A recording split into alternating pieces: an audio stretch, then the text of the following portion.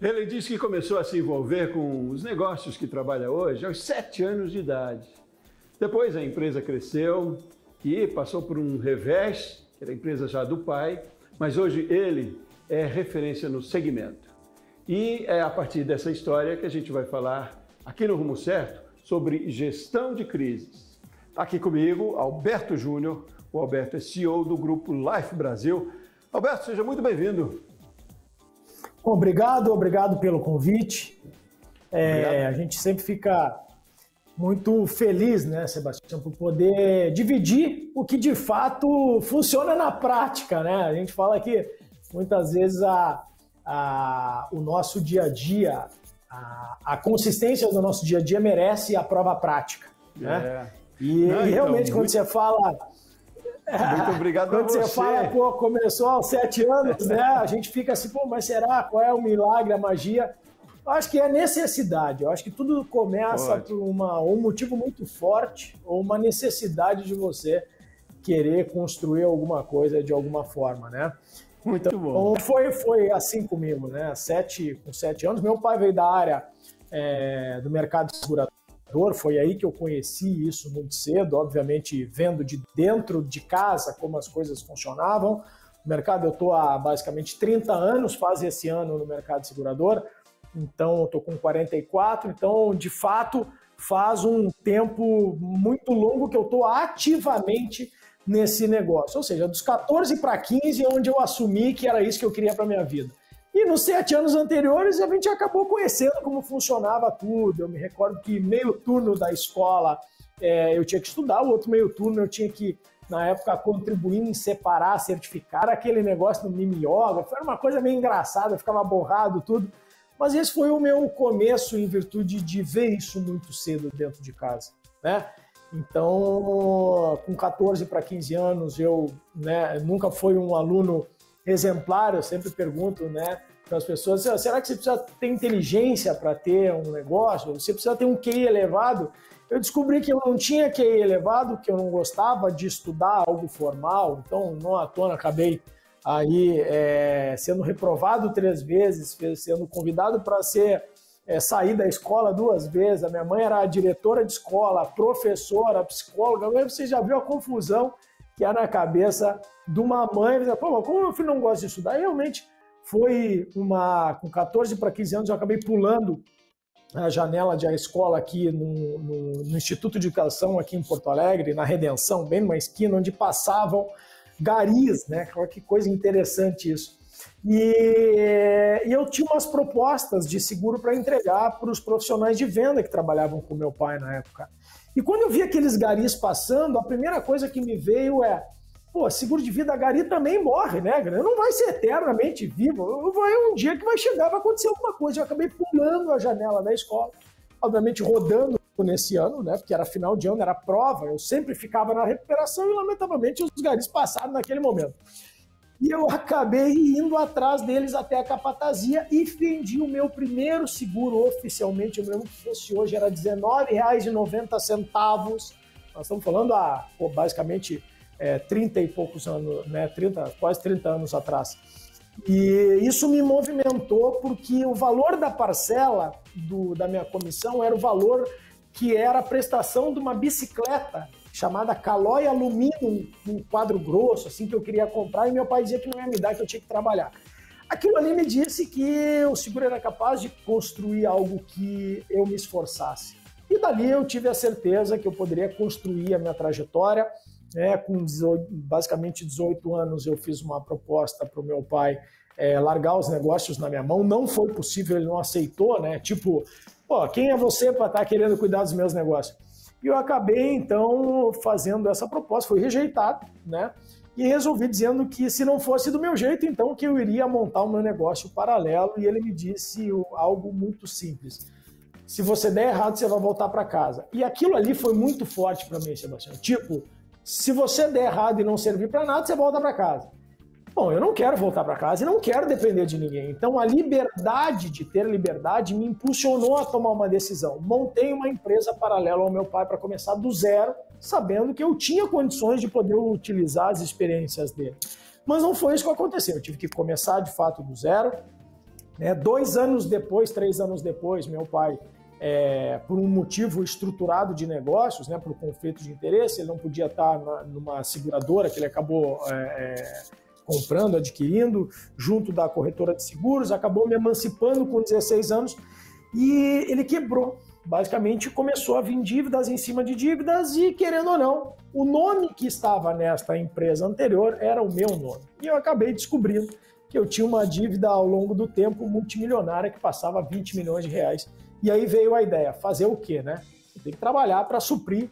E basicamente eu levei aí quase 20 anos para pagar essa dívida. E o mais engraçado, quando eu acabei de pagar, né, porque você tem que pagar, era dívida trabalhista, fiscal, que não tinha nada a ver comigo, mas estava no meu nome. E eu tenho 3 filhas.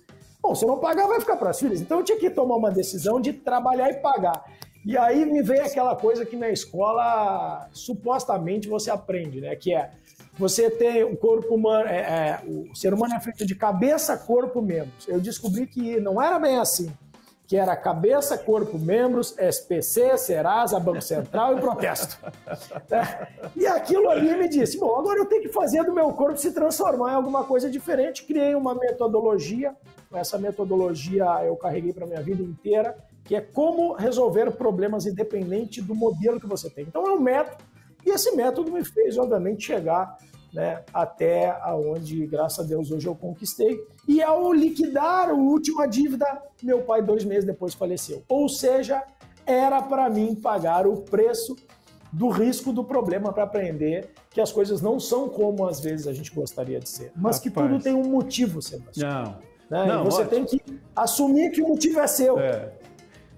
Não, ótimo, né? Eu quero te agradecer até por abrir, por contar a sua história assim com tanta facilidade, até com humor aí, né? Você foi um aluno rebelde, eu diria lá, né? Rebelde. E aí focou no que você tinha mais potencial, né? Tinha uma percepção empreendedora já ali, né?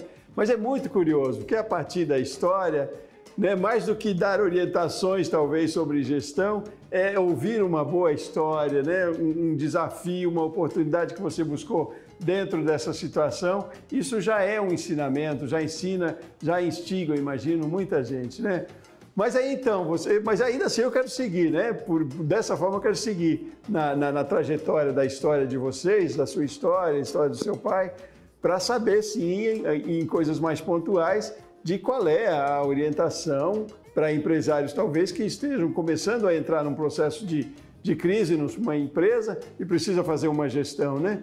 Eu imagino que tenha alguns sinais, alguns sintomas que se perceba que é hora de pensar e observar, né? Como é que aconteceu isso? Você participou desse momento também de crise até chegar ao ponto de falir, como você colocou? O que é interessante pensar? Você tem 3 problemas nos negócios, como tem na vida, só 3. Ou você compra um problema que não é seu de mercado, você quer se envolver em algo que você não precisa, ou você herda um problema quando você faz uma aquisição, ou você produz um problema. E a produção de problema, ela é o menor do gargalo que você tem. Normalmente as empresas compram problemas que não são delas e acabam gerando crises. Elas herdam problemas que talvez tenham feito alguma aquisição que elas nem saberiam responder o porquê que elas haviam feito essa aquisição.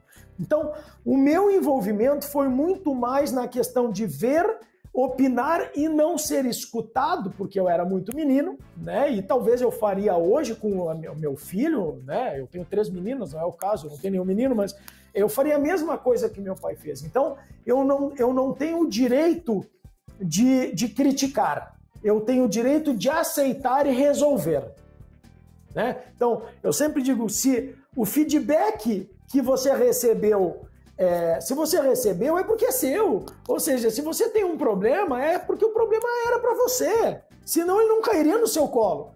Toda vez que você tem um problema, é porque você já sabe a solução. Você parou para pensar que qualquer problema que você tenha, você já sabe a solução? Por que você não resolve? Porque você tem medo de ser rechaçado. Isso é método do meu livro lá. Você tem medo de ser rechaçado, você tem medo de ser mal interpretado pela sociedade, você tem medo do desconhecido e aí você não resolve. Mas você sabe a gestão de crise que a sua empresa está. Então, alguém precisa tomar a frente de uma gestão de crise na sua empresa, seja o tamanho que for. Se a empresa é pequena, você tem uma relação causa e efeito um pouco menor. Eu entendi e aprendi ao longo dessa trajetória que não existe empresa ruim, não existe pessoa ruim, existe ação equivocada. Então, quando você está numa empresa, né, Sebastião, e aí você olha e a empresa está indo mal, você pensa, a empresa está indo mal. Não, peraí, a empresa não está indo mal se alguma empresa do setor está indo bem. O problema não é que a empresa está indo mal, é que a ação que alguns executivos tomaram naquele momento com aquela empresa não foram as mais, de certa forma, sugeridas positivamente. Entendi. Vou fazer um intervalo rapidinho, a gente segue na conversa já, tá bom? Você de casa aí também, continue com a gente aqui no Rumo Certo, voltamos já.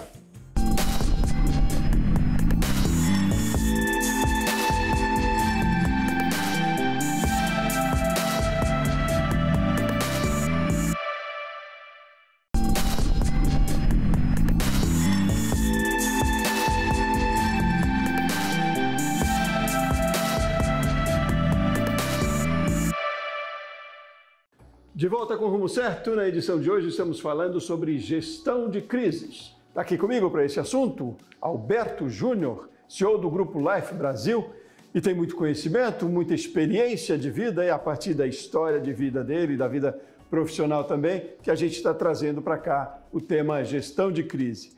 E Alberto, eu falava aí no bloco anterior, no finalzinho, de uns artigos que você escreve, 2 artigos que você escreve, bastante contundentes, bem nessa linha mesmo, né? De que é preciso a gente perceber as coisas mais, talvez, pela emoção e fazer a ação, né?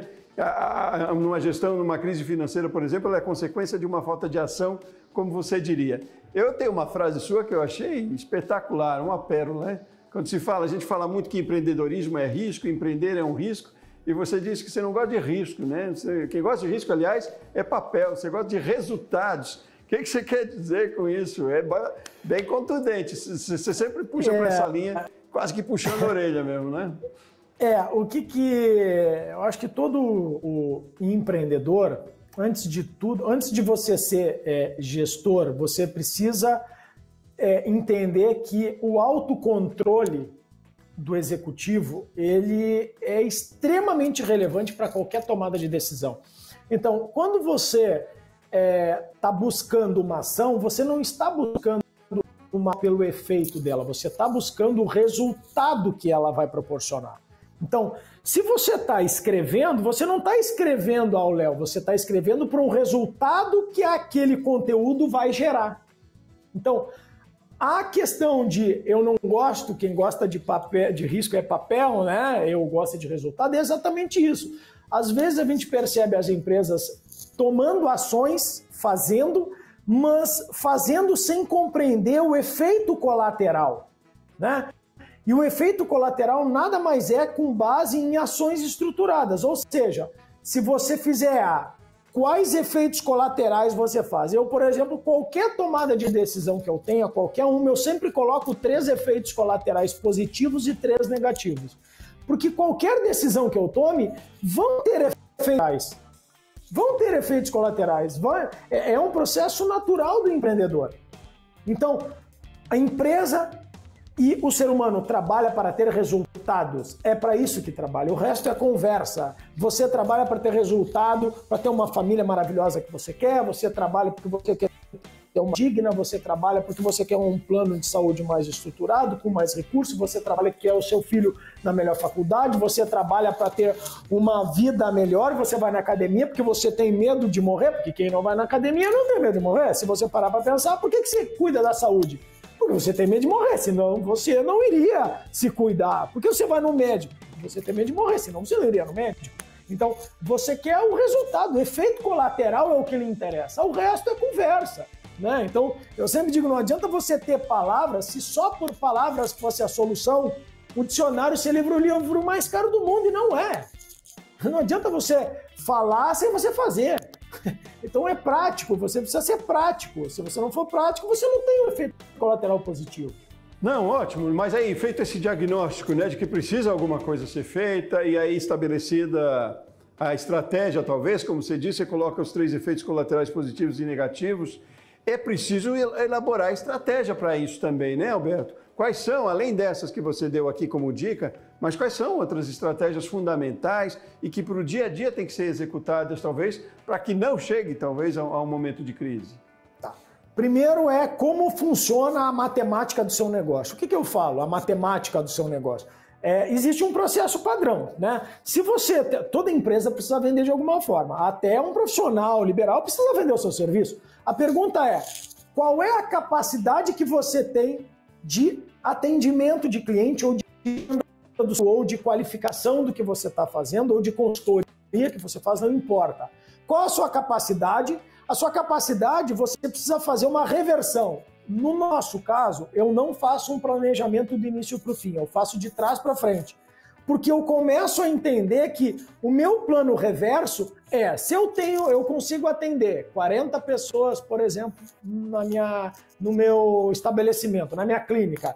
Para mim ter 40, eu tenho que ter ofertado para 200. Para mim ter ofertado para 200, eu tenho que buscar basicamente 500. Para ter buscado 500, eu preciso ter investido tanto. Eu preciso reverter sempre o número final para o início, não do início para o fim, porque você não vai sentir a jornada.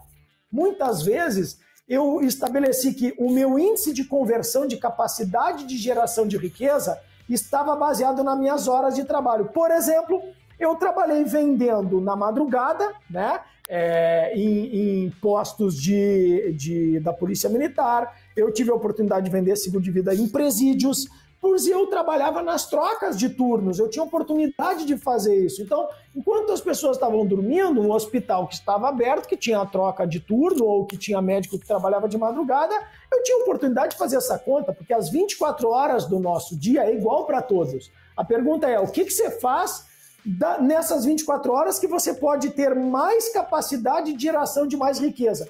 Tudo são pequenos detalhes. Então, se você precisa de R$1.000 para sobreviver na sua empresa, esses R$1.000 vão sair da onde? Qual o perfil de cliente comprador?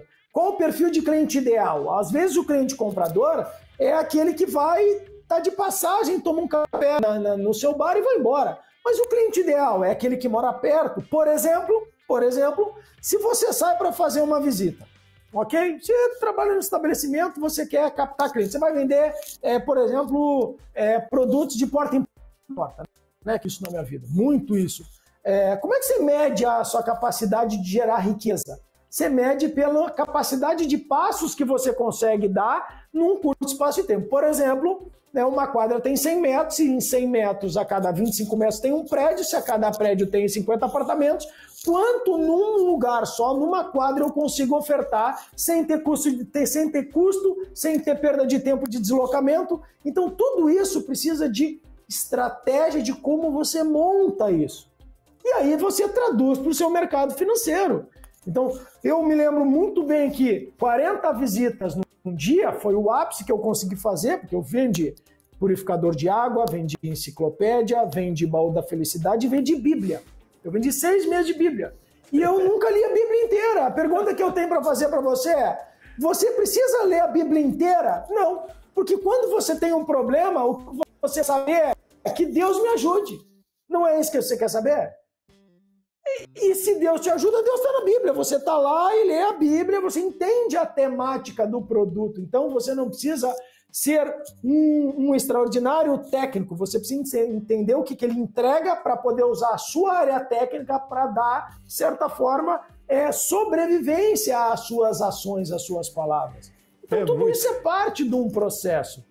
Não, é muito interessante ouvir isso, né? Porque é muito seu também, né? Você tem na veia essa instigação, né? Mas é claro, é instigante, eu digo para outras pessoas, e se pode aprender, se colocar em prática algumas dessas estratégias, claro, mesmo, né? Mas eu imagino que você fica o dia inteiro maquinando aí uma solução para as situações e que não tenha sido assim tão fácil também você chegar onde chegou, né? Apesar de tudo isso, né?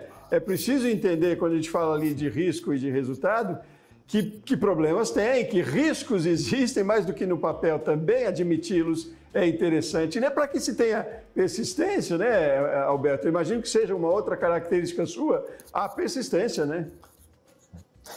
Hoje, por acaso, eu estava conversando aqui com uma colega nossa, enfim, ela estava me perguntando sobre essa questão de aonde é o momento de você parar.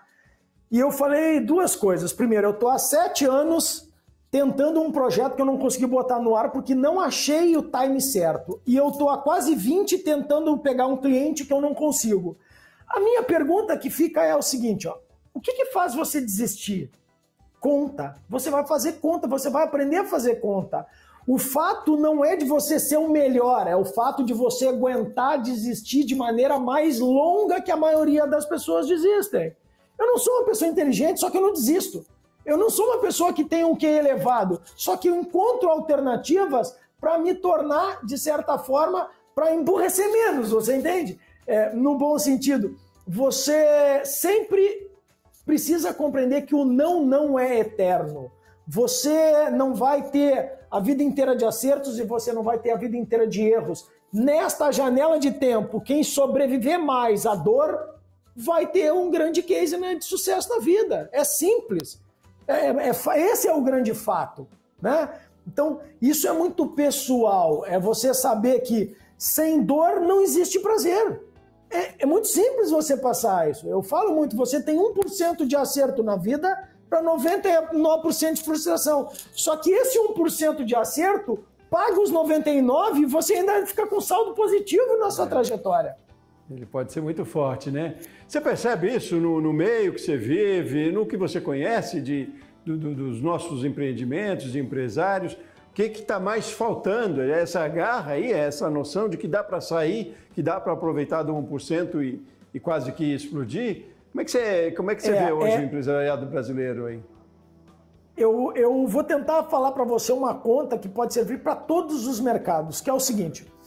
Se eu sei que a cada 100 oportunidades de negócios que eu crio, eu acerto uma que me dá R$1.000, que me dá R$100.000, vamos tentar arredondar aqui. 100 negócios, uma me dá R$100.000 e o resto me dá 0. A minha conta, eu não calculo que um negócio me deu, basicamente, né, R$1.000. Eu calculo que os R$1.000 que me deu foram divididos pelos 100. Ou seja, que cada negócio, mesmo que não tenha me dado dinheiro por si só, foi consequência para que eu tivesse os R$1.000 de um cliente. Então, se 100 clientes me dariam X, eu pego esse 1 que me deu esse recurso e divido pelos 99 que não comprou. Você entende que o não pagou a conta também. Você precisa emocionalmente compreender que 100 clientes a R$10 é 1.000. Se um cliente só dos 100 que eu visitei comprou e me deu 1.000, quer dizer que cada cliente me deu R$10. Olha que maravilha! Eu vou ficar feliz com os não que eu acabo, de certa forma, tomando na trajetória de negócios. E assim que acontece.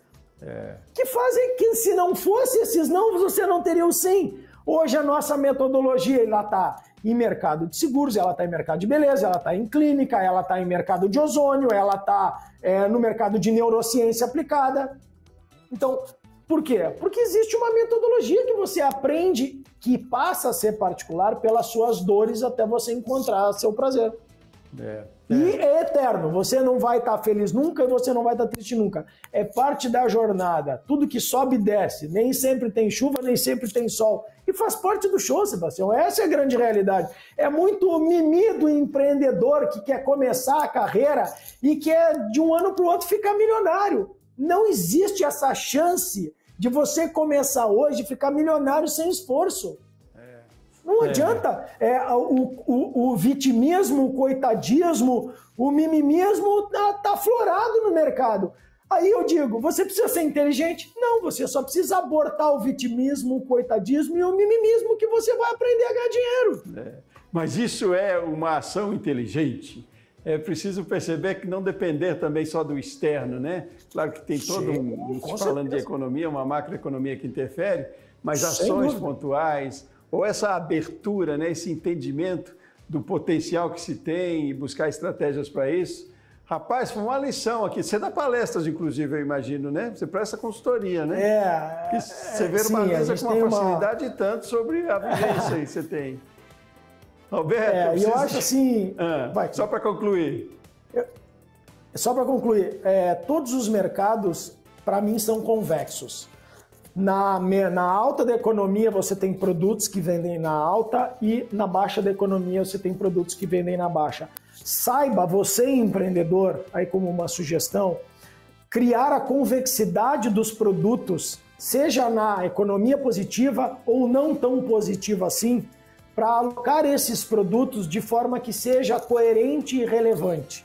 Então não existe mercado ruim, existe mercado que não está da maneira certa os produtos na classificação convexa que eles precisam estar. Então, economia alta ou baixa, sempre vai ter alguém, o dinheiro não some, ele troca de mão, Sebastião. E é isso que o empreendedor tem que entender. Né? Se você não tratar bem ele vai para o bolso do outro. É isso aí, maravilha. Ô Alberto, preciso dizer que foi uma aula aqui contigo hoje, foi muito boa essa conversa aí. Muitíssimo obrigado de novo pela sua participação, por trocar essas ideias aqui com a gente, nos ensinar um pouco mais aí também, viu? Um abraço grande para você aí no Sul. Tudo obrigado. de bom para você. Prazer, tudo de bom. Volte mais vezes. Muito bem, muito obrigado a você de casa que acompanhou o Rumo Certo de hoje também. Fico por aqui, volto no próximo programa. Forte abraço e até mais.